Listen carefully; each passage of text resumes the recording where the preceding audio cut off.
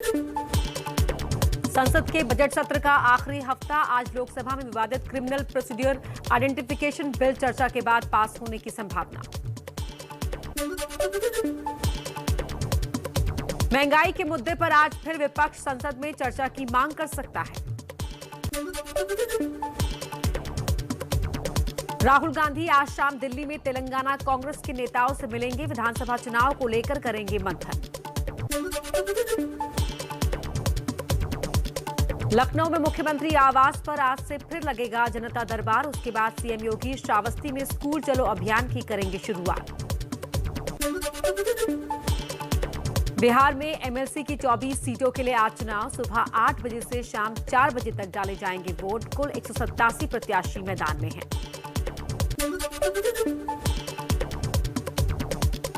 आज दिल्ली के पर्यावरण मंत्री गोपाल राय करेंगे high level meeting. Landfill site पर आग लगने से रोकने के अभियान की बनेगी योजना।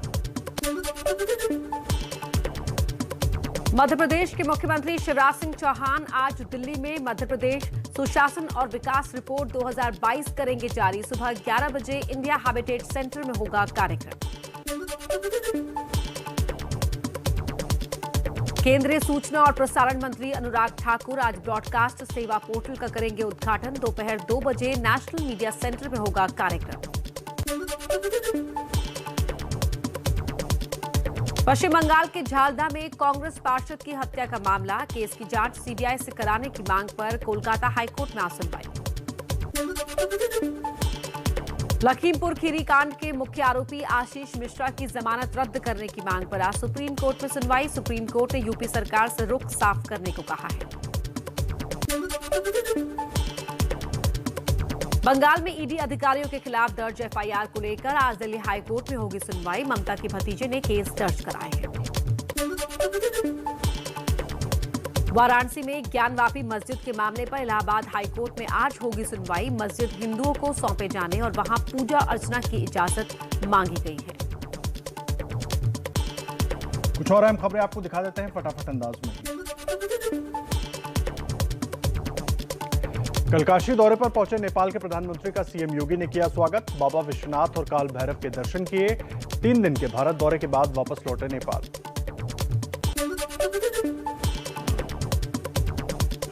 नेपाल के प्रधानमंत्री के साथ उनकी पत्नी आरजू राणा देओबा भी आई थी भारत। काशी में किए बाबा विश्वनाथ के दर्शन। भारत में शानदार मेहमान नवाजी के लिए पीएम मोदी और सीएम योगी का किया धन्यवाद।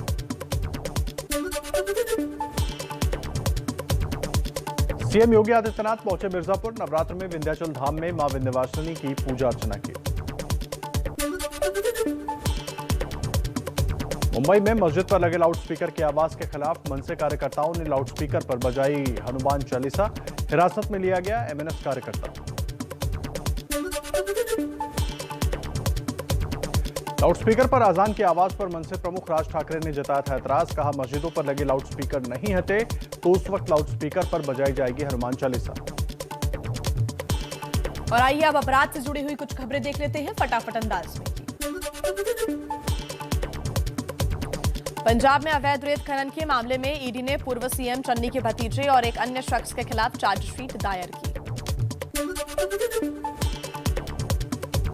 पूर्व मंत्री और एसपी विधायक शहज़ल इस्लाम के विवादित बोल। सीएम योगी पर हमला बोलते हुए कहा उनके मुंह से आवाज निकलेगी तो हमारी बंदूकों से गोलियां निकलेंगी। मनीष गुप्ता हत्याकांड में आरोपी पुलिस इंस्पेक्टर के घर पर चला बुलडोजर। अवैध तरीके से बना आरोपी इंस्पेक्टर जगत नारायण सिंह का 3 मंजिला घर गिराने की कार्रवाई। एमपी में भी मामा का बुलडोजर लगातार अवैध कब्जों को तोड़ने में जुटा है। मंडला में जेल में बंद अपराधी इरफान कुरैशी की दुकान पर चला बुलडोजर। कुरैशी के घर के अवैध हिस्से पर भी चलेगा बुलडोजर।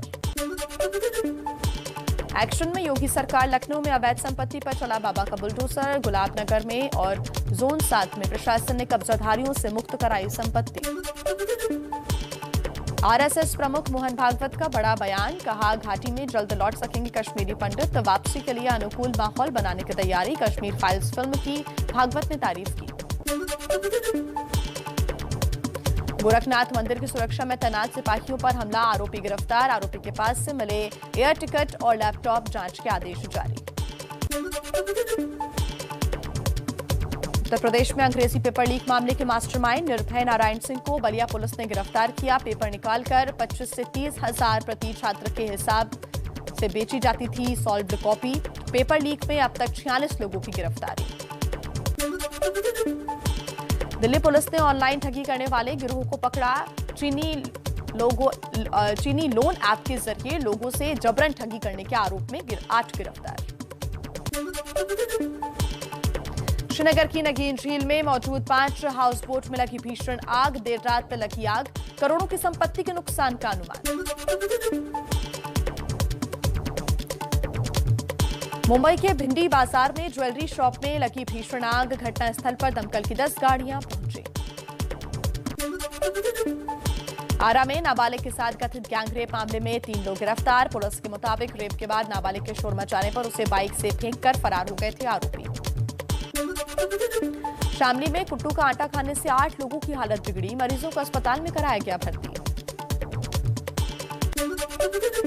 कुट्टू का आटा खाने से हरिद्वार में 70 से ज्यादा लोग बीमार। सभी लोगों को फूड पॉइजनिंग की शिकायत। प्रशासन ने दुकानदारों से पूछताछ शुरू की। कांगड़ी, गाजीवाली और श्यामपुर के रहने वाले हैं सभी मरीज। आइए अब देखते हैं कुछ इंटरनेशनल खबरें फटाफट अंदाज में। भारत ऑस्ट्रेलिया के बीच बड़ा व्यापारिक समझौता। दोनों ही देशों के बीच आर्थिक सहयोग और व्यापार को लेकर हुआ करार। 95% से ज्यादा भारतीय वस्तुओं पर अब ऑस्ट्रेलियाई बाजार में नहीं लगेगा कोई शुल्क। चीन में बढ़ा कोरोना के ओमिक्रॉन वेरिएंट का खतरा। 12 प्रांतों में अब तक 13,146 केस। तेजी से बढ़ रही है मरीजों की संख्या।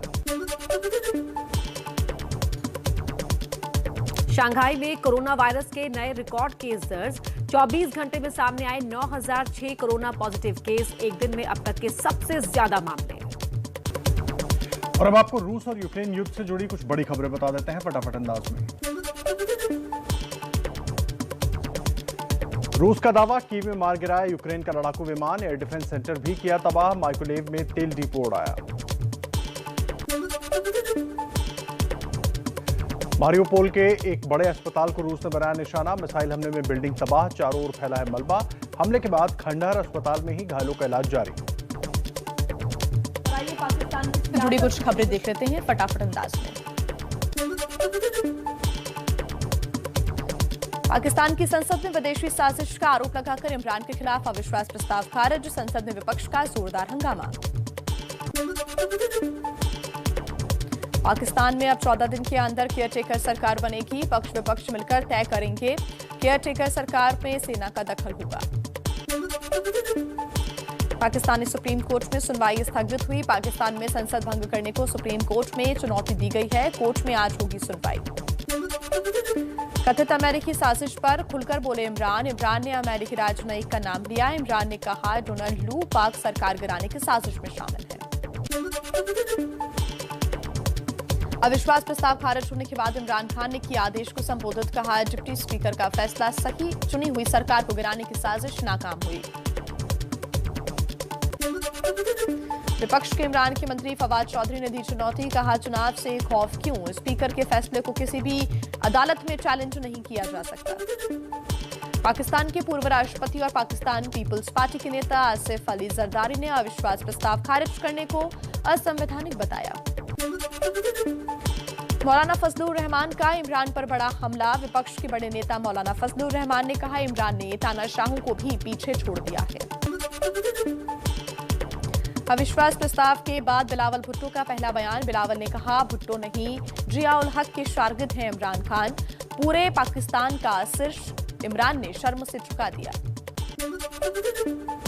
नेशनल असेंबली में विपक्ष का जोरदार हंगामा। पीएमएलएन ने शहबाज शरीफ को चुना। प्रधानमंत्री नवाज शरीफ की पार्टी के नेता स्पीकर की कुर्सी पर बैठे। अयाज शरीफ को स्पीकर बनाया। पाकिस्तान की नेशनल असेंबली की बिजली काटी गई। इमरान खान की सिफारिश पर राष्ट्रपति ने संसद भंग की। पाकिस्तान में जल्द होंगे चुनाव। 90 दिन के अंदर कराए जाएंगे चुनाव। पाकिस्तान के मंत्री शेख रशीद ने सेना से मदद मांगी। कहा देश के हालात बेहद गंभीर। चुनाव हो। इमरान सरकार पर विपक्ष का हमला। पाकिस्तान मुस्लिम लीग की नेता मरियम औरंगजेब ने इमरान खान को पागल जुनूनी कहा। बोली इमरान को सजा मिलना जरूरी।